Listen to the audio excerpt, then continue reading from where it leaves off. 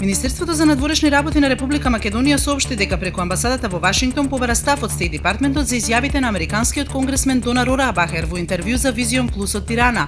Овој инаку познат албански лобист изјави дека создавањето на македонската држава е пропаднат проект и сега се создадени сите околности незините делови да им се дадат на соседните држави како Косово и Бугарија.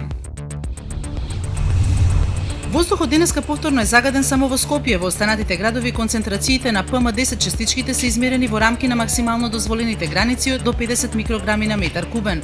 Градот Скопје од вчера воведе краткорочни мерки против загадувањето, меѓу кои и бесплатен јавен превоз.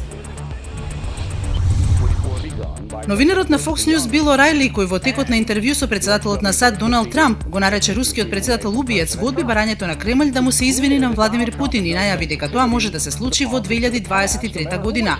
Портпаролот на Кремљ Дмитрий Песков побара извинување од Fox News, оценувајќи ги коментарите на Орайли како навредливи и неприфатливи.